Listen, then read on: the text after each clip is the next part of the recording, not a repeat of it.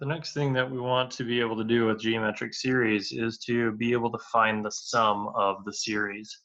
So if I look at either of these, we have two different forms that they're written in. This first one is what we call sigma notation, and it's a shorthand way of writing a series. Instead of writing out each individual term, we show what term did we start on, what term did we end on, and then how do I find each one of those terms in the series. I can also write it out in the expanded form, like the second one, where I have each individual term listed, and then I can find those terms individually that way. So if I'm looking at this first one, to find the sum of a geometric series, I need to know what the equation is, or I can write out all of these terms and then just add them together. I can do it either way. With six terms, it wouldn't be terrible to find each of those terms. I'm starting on the first term because I've got k equals 1 on the bottom, and I'm ending on the sixth term because I've got that 6 on the top. So I could plug in a 1, plug in a 2, plug in a 3, 4, 5, and 6, and then just add all those values together, whatever they are. But if that gets bigger, say it's 10, 20, 30, 100, that's going to get very large, and it's going to take a lot of time. So I'm going to want to find an equation to make this a little bit shorter. So the equation that I'm going to be using with this, the sum of the first n terms in a geometric series, is the first term multiplied by 1 minus the ratio raised to how many terms there are, so in this case n, divided by 1 minus the ratio. So I need to know three things. I need to know what's the first term, I need to know what's the ratio, and I need to know how many terms there are. Well, I can find a couple of those fairly easy, because if I'm looking at this equation, this number inside is going to be my ratio. The number up top is going to be the number of terms that I have. And then if I plug in a 1, let's just find a 1 real quick, that's going to help me find my first term. So I get 4 times 3 raised to the 1 minus 1. Well, 1 minus 1 is 0, 3 to the 0 is 1, 4 times 1 is 4. So that number out front is going to be our first term.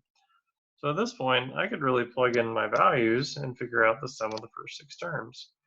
So the sum of the first 6 terms in the series is the first term, which was 4, multiplied by 1 minus, our ratio was 3. I have 6 terms, and then divided by 1 minus the ratio again. So if I simplify this, up in the numerator, I end up getting 4 times 1 minus 3 to the 6 is going to be a very negative number. And that number is going to be negative 728. But then I'm dividing that by a negative 2 because of the 1 minus 3 down in the denominator. So then to finish this off, if I plug the rest of that in the calculator, 4 times a negative 728, and then divide that by a negative 2, the 6 terms in this series added together gives me 1,456. So the way we did that, we found our first term by plugging in a 1, we got 4. We recognize that the ratio is whatever's being raised to the exponent, so in this case it was 3. And then the number of terms we found by looking at the top of that sigma notation, so we knew there was 6. Once we plug that into the equation, I simplified what was in the parentheses up top, and got the negative 728, multiplied it by 4, and then divided by negative 2, ended up getting our total of 1456. Now, not all of them are going to give us that sigma notation though. So we're going to have to do a little bit of work to figure out some of the stuff. So in the second one, I still need to use the same formula because I don't know how many terms are in the sequence, but I do know the first term already. So I know A1 is 0.75. My ratio I can find by dividing consecutive terms. So if I take 1.5 and divide it by 0.75, I end up getting 2. And I could also do that with the 3 divided by 1.5 and get the same 2. Now, the only thing I don't know is how many terms there are. So this is where I'm going to use my general term to help me find this out.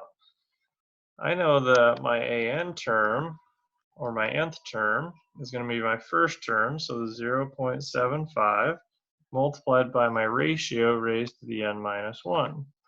Well, I want to know when is that going to equal 96, because 96 is our last term in the sequence, or in this series.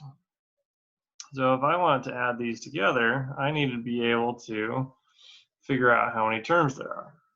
So one way I can do this is I can solve this equation. So if I divide both sides by the 0.75, I can get 96 divided by 0.75 is 128. So I'm saying 2 to some power of n minus 1 equals 128. And really at that point, you can kind of guess and check in your calculator and say 2 to what power equals 128? Well, 2 to the 7th is going to equal 128. So 2 to the n minus 1 is 2 to the 7th. Now the reason I do that, I've got the same base, which means n minus 1, the exponent, should equal 7. Or in other words, if I finish solving that, I'm going to get n equals 8 by adding the 1 over. So we've done a couple of things here. We found the number of terms there. We identified what the ratio was, and we identified what the first term was. So if I look back at this original sequence, if I'm taking these, and instead of putting commas in between, if I had the 0.75 and I add to that the 1.5 and I add to that everything after that up till 96, I want to know what is that answer. Well, I'm going to use the same sum formula that we were using before. So if I come down here, my equation again was a1 multiplied by 1 minus r to the n, all divided by 1 minus r, will give us the sum of the first n terms in that series.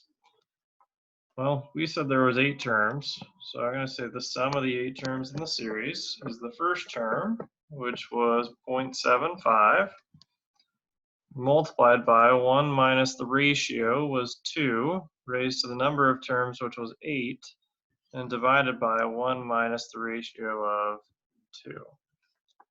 So if I simplify that, I end up getting 0.75 multiplied by, and put the 1 minus 2 raised to the 8th in the calculator. I get negative 255.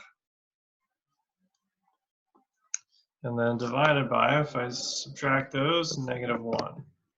So if I take 0.75, multiply by a negative 255, and then divide it by negative 1, I end up getting an answer of 191.25 is the sum of those first 8 terms. So for each of these, we needed to find a couple of things. We needed to find the first term, the ratio, and the number of terms.